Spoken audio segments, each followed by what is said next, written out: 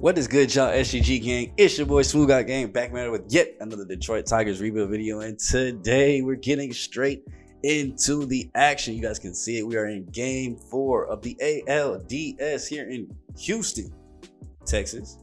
Facing up against the Houston Astros, man, as we are down in this series 2-1. Before we get into it, make sure you guys leave a like, comment, and subscribe.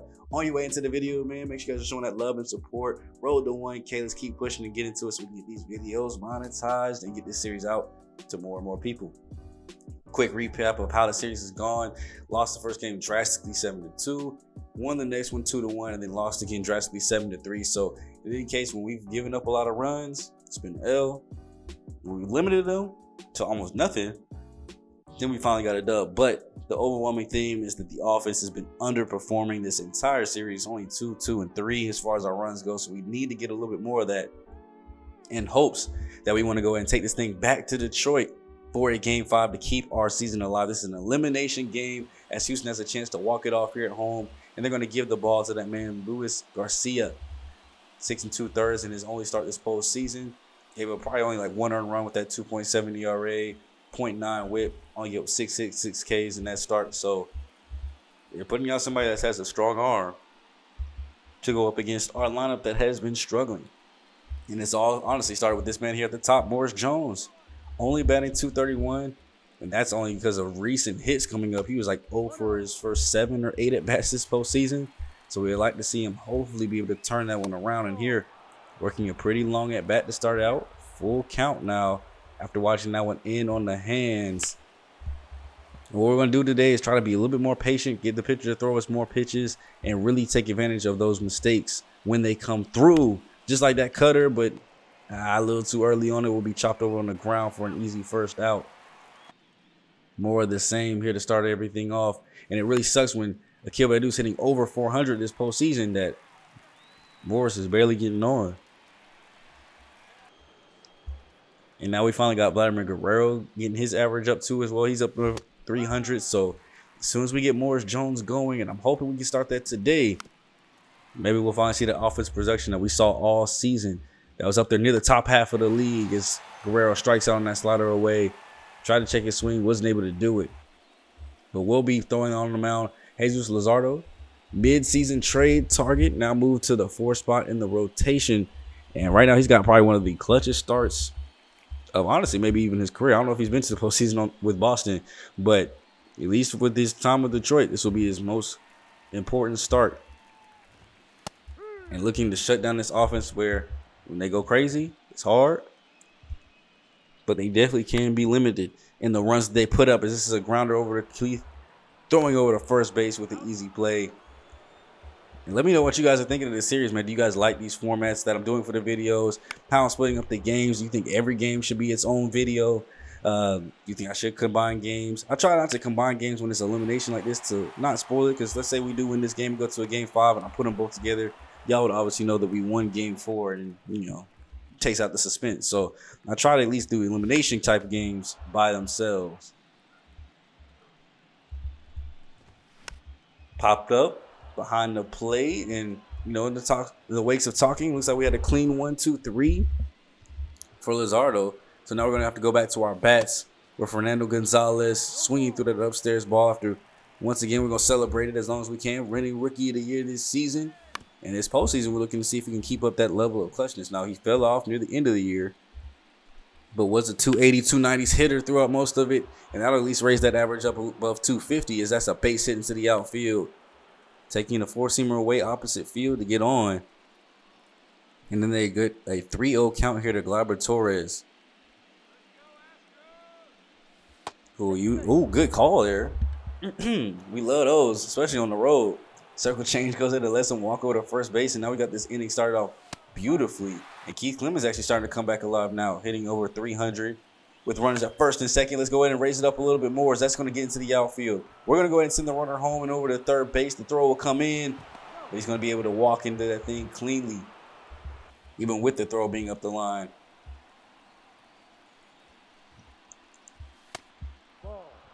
Next up, we got the struggling still Riley Green. Now, even though the bat's struggling, we've seen him make plays with his glove, so it's kind of hard to want to take him off the field, maybe replace him with Drew Jones or Matt Verling just to see if we can get better bats. because his glove has been clutch for us. I think we'll see it more throughout this postseason, as this is going to be a chopper that gets over to second base for an easy double play. Now, at least this one results in an RBI. So a run will come across. We have a 2-0 lead, already scoring as much as we have in 2 of the 3 ball games before, as Torkelson goes in and strikes out on that one. And we'll have to see if this time around, can a 2-run lead be enough yet again like the time that we won, as that one gets down to the outfield. That's going to be an easy double there for Jose Altuve. And it's already looking like we might be in some trouble here. As Jesus Lazar, we have seen him have some struggle starts. And this does not need to be a time where one of them happens. Is you're going to give them the call too, just like us on the circle change. So they've got the exact same situation that we do. First and second, no outs. And for this one, I wanted to go and get him a mound visit. I saw his confidence was about half of the bar. So you see, a mound visit actually drastically boosted up. It almost goes all the way back to the top. But I wanted to settle him down. The first at bat was a long one, throwing really out of the zone, and gave him a double trying to lay it in. Second one, you give him a full count walk. So let's go in and get a mound visit, calm him down, and see how he comes out of that, facing Jeremy Pena, who's batting .500 this postseason. As it looks like we get him to a quick 0-2. After fouling off that 12-6 into the stands, and then swings through the circle change. Good mound visit that time to go ahead and get it out at least. Chas McCormick will ground this one over to Torres too. Almost in the inning as that one hits off his forearm. That could have been the double play ball that ended the inning and got us out of this. But Torres makes the mental error, does not look it all the way into the glove. Easy chopper, should be a routine play. Did not get his glove all the way down to the ground. Looks like it tipped off maybe like the end of it as he rose up a little bit too quick. Should have played ground up. And because of that, we got Cal Riley swinging through a circle change though with a strikeout. So still a chance that we can get out of this with no runs. Bases juiced here for Pedro Leon. And the first pitch that he will see will be that 4-seamer upstairs. Now we need to keep this as clean as possible, because one hit here can really shake this game up already. And you've seen them do it early too when they have dropped the 7 runs. This time around we get 2 back-to-back clutch strikeouts from Luzardo, and we're going to stay with him. Keep watching the excellence that he's doing. He's at 39 pitches through only just 2 innings because of that bases loaded situation. And here gives up another leadoff runner. This one just a base hit this time around, going down the third base line. And Alex Bregman with a 2-1 count. We'll watch the 12-6 go to the dirt. Try to lay over a 4-seamer. Does not go where we needed to. In a similar situation, this time around, we're going no mound visit. Because I think on the second mound visit, you have to take him out. I'm not sure if that's just 2 mound visits in 1 inning or if it's 2 mound visits in the game. But I didn't want to test it because I also didn't want to just put somebody in because I had nobody warmed up. So we get the easy strikeout there to get the first out. And then a liner goes into the outfield. Here goes Riley Green. You know he's got a strong arm. So because of that, they're not even going to test it. Look at how accurate that was, too. That definitely would have got him at the plate. But now we got another bases loaded, 1-out situation. And this time around, it's not the bottom of the order, but the heart. Rhys Hoskins, who is batting under 100, chops this one on the ground. A little too far for the catcher to make a play at the plate, so they will have to settle at first. So a run will come across to cut the lead in half. But at least now it's 2 outs. And any out here will do against Jeremy Pena's. That call was generous to the home team. Thankfully, ball don't line. We'll throw this one over to get the out, which will lead to Vladimir Guerrero coming back up here, watching that one go away as we try to get to the heart of our order here in the bottom of the 4th to put up a little bit more insurance. Because as we see, those leads can go away very, very quick. And he gets a ball to hit. 4-seamer about belt high, and he belts this one out of the park. That is long gone over that tall wall out there in Houston. His 3rd of the postseason. I'm pretty sure that is back-to-back games actually with one, as he tells everybody just go in, shh, business as usual. We haven't won the game yet. We haven't won the series yet. We haven't won the chip yet. We'll celebrate then. For right now, we're just going to keep it calm, cool, and collected. As that thing 384 feet on a straight rope. He just put that one well too much over the plate. Like I said, right about belt high. Guerrero just turns on this one. And as soon as it left the bat, we all knew that thing was gone. And that'll bring up Fernando Gonzalez. I'm trying to show maybe off a little bit of his power too. He did hit above 20 home runs this season too. Back-to-backs would have been great, but this one's going to go right to second base. Great dive play there.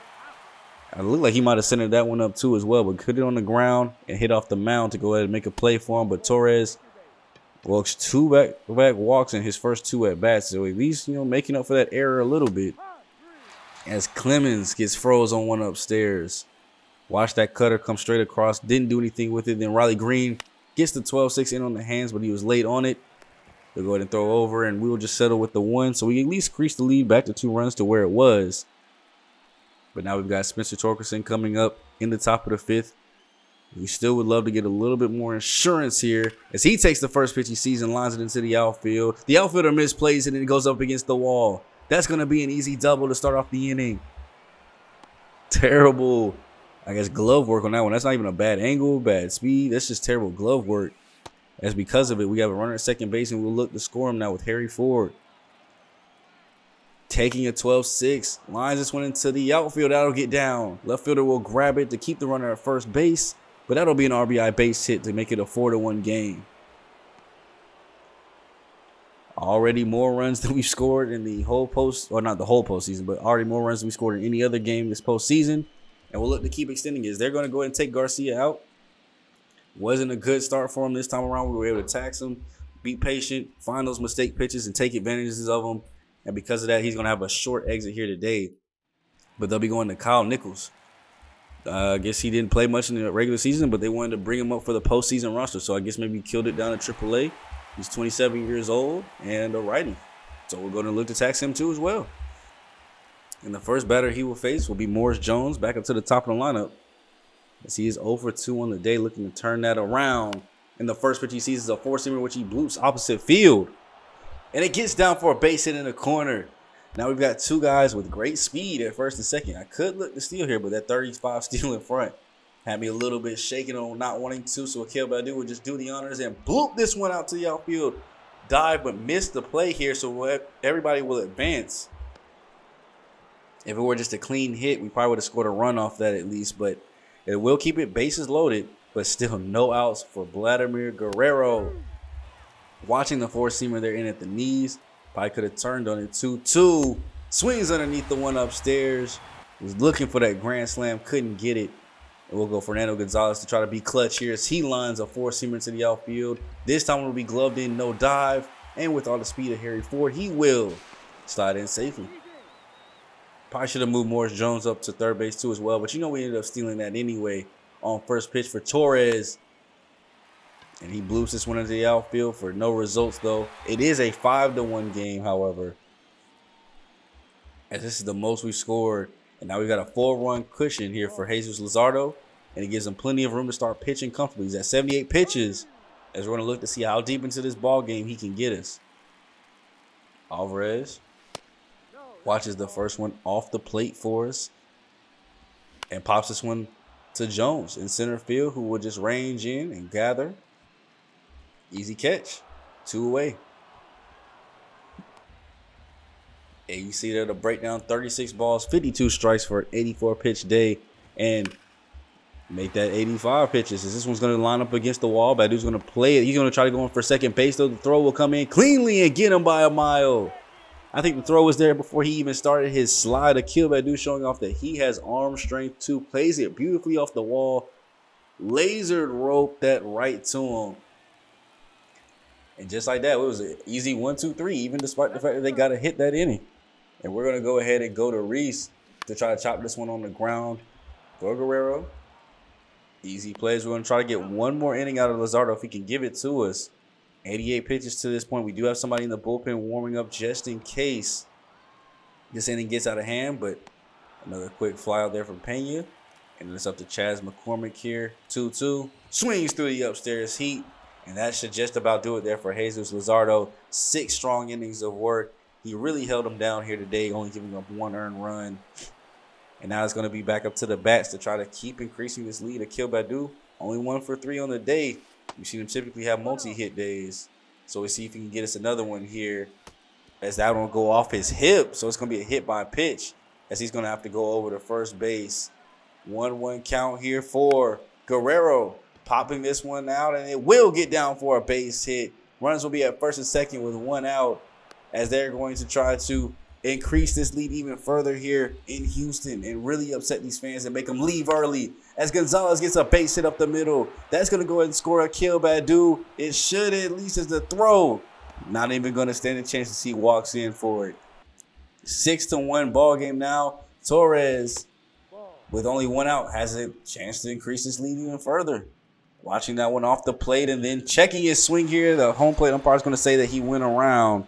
So that is not going to go ahead and get a run across. Keith Clemens right behind him. We'll pop this one to center field. This is going to go ahead and get gloved in for the final out.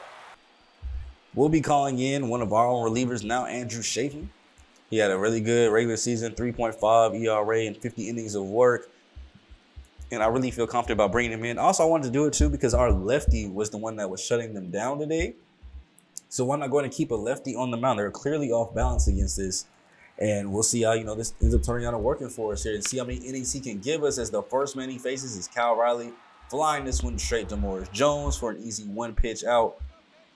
And then we got the 9-hitter Pedro Leon, as he'll go 8-9-1 here to hopefully shut this down in the 7th. This gets chopped over right back to him. Easy play over the first. 2 quick outs just like that. And it's now up to LGJ, who's 1 for 3 on the day. Watching that one in on the knees. 0-1. Popped up Clemens, and this will be an easy 5-pitch inning. As if he's going to pitch that short, we'll go ahead and bring him right back out here for the 8th. 2, 3, and 4 set to do up this time around. Alex Bregman to get things kicked off. If he can have another quick inning, we're not in a save situation. He could get the 9th too. Why not save the bullpen while we can, as much as we can, as this is grounded over to Torkelson for a 2-pitch ground out. And then Yordan Alvarez, watching that sinker come in around the knees, and then tries to hit it the second time around as he breaks his bats, but has a similar result, thrown out at first base. And they'll be up to Altuve now as they're down to just their final 4 outs this ball game to try to come back from a 5-run deficit, and he gets a 2-pitch ground out as well. And they're going to bring in Jose Alvarado. We'll go back to our bats to see if we can get some last-minute runs here off their bullpen and really make this one out of the way. I think we'll go ahead and keep Andrew Chafin in, as he's only thrown, like 10, 11 pitches this game. As he's been able to get a lot of quick outs just like that one, as that's, popped right back to Alvarado on a bunt attempt from Morris Jones. We'll go with Kill Badu here. Getting the lucky break, because that was definitely, I'm going to even throw my hands up on that one. That was a strike. But we're going to take it, though, especially when we're on the road. Cheat them, not us. I love that. 3-2.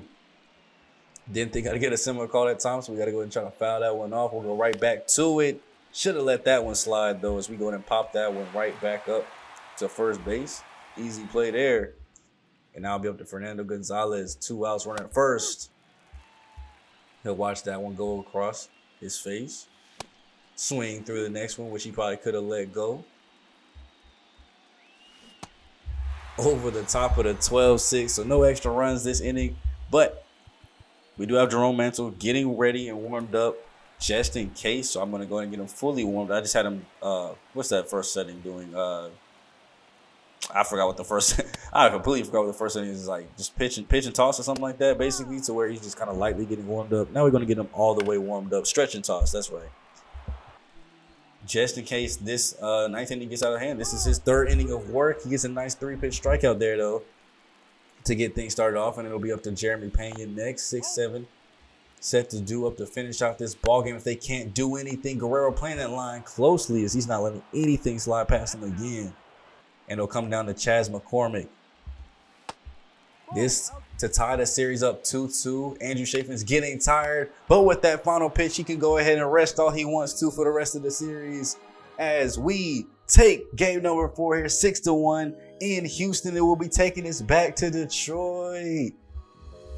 Big win here for the team. The offense finally woke up. We dropped 6 runs here today. The pitching was phenomenal. We really only had to bring out 2 pitchers, and they held it just to 1 earned run all the way through. Chafin not even giving up a hit in his 3 innings of work. Just straight up 9 up, 9 down. As Luzardo 6 innings, 5 hits, 6 strikeouts, gave up 2 walks. And he was able to have a masterful performance here to go ahead and get the win. Great job for our team. 9 hits. We haven't had a problem getting hits The problem had been scoring them around, and here today we actually showed the clutchness to get guys on and around to go ahead and work things out. I mean, you remember they had a bunch of run scoring opportunities. They had the bases loaded situation because of the error we were able to get out of. They had the situation in the very next inning where they only got one run across when they had runners at second and third with 2 outs that we were able to get out of. And that's what it's going to take. They're going to have opportunities to score, and they're going to have guys in scoring position. It's going to be how well our pitchers can actually get us out of those situations, how well our defense can play good and get us out of those situations, such as throwing guys out from the outfield, robbing home runs. And then on the offensive side, how well are we going to hit to take things over and take the game to the next level? And now we're going to go to the box score here. As you can see, Jesus Luzardo had a great, phenomenal start. But looking at our batters, Guerrero and Gonzalez both with multi-hit games here today. Gonzalez even getting 2 RBIs for us, which was clutch. Guerrero's 3rd home run, 3rd RBI. You see a lot of guys getting their first RBIs of the series here today. Like I said, we haven't had too many chances to score those RBIs.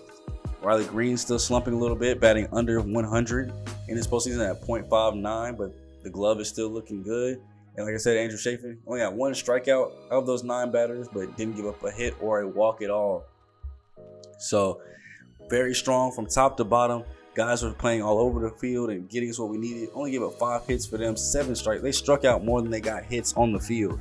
That's exactly what we want to see. And a quick look at the playoff tree before we go ahead and move things forward. Everybody is going to a Game 5 in the NLDS. The Padres and Giants, the Mets and Braves, the Guardians and Blue Jays, they're all going to a Game 5. And I want to see when Game 5s will be played. You see ours is obviously on the 10th. Now, if you look at the NL side, they are playing on the 9th. At least the Braves and Mets are. And then going forward a little bit, the Giants and Padres are too as well. So we can go ahead and simulate the 9th and see, at least on the NL side, we'll be moving things forward. As it looks like both AL games, you can see the Guardians playing Toronto, will be on the 10th. So that's good news for you guys.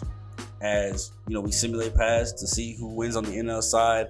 Going to the NLCS will be the Padres at the 1 seed, take care of the Giants, and the 6-seeded Mets upset Cincinnati and then upset Atlanta, and they're going to the AL or NLCS to have a chance for the World Series. Now, me personally, I think that's probably going to be the Padres that we would end up seeing if we can make it. But with Toronto and Cleveland playing on the same days as us, it shouldn't simulate their game until I simulate the day. So if we win Game 5 against Houston, we will be watching Cleveland and Toronto. Actually, you know what? Matter of fact, because I don't want to spoil it for you guys, we might watch Cleveland and Toronto regardless. We'll watch Cleveland and Toronto regardless to know who we would play. So I'm going to get into that game first, or at least show it for you guys first. So that way you guys will not know if we win Game 5, and it'll build up the suspense just a little bit more. We'll do it highlight style, so it won't be like we're watching the entirety of the game. We'll just kind of get the good moments and see who wins that game. But then we'll also go into our Game 5 where we'll be bringing out our ace, who he hasn't had 2 bad starts in a row. We'll knock on wood. We need Tariq Skubal to go back to form here, as he had a terrible first game. And we're going up against Hunter Brown, who looks like he lost his first start too as well. So battle of 2 guys trying to redeem themselves, and a battle of 2 teams that want to go win that World Series. So we'll see who's going to take it and who's going to give it. Leave a like, comment, subscribe down below, man. If you guys are ready for the next episode, it'll be out very soon. I'll catch you guys next time, man. It's your boy SGG, aka the King of Games, aka SmooveGotGame, aka GM Smooth. And I'll catch you guys next time out for the final elimination game of the American League Division Series. Houston, Detroit, at Comerica Ballpark. I'll see y'all there. I'm gone. Later.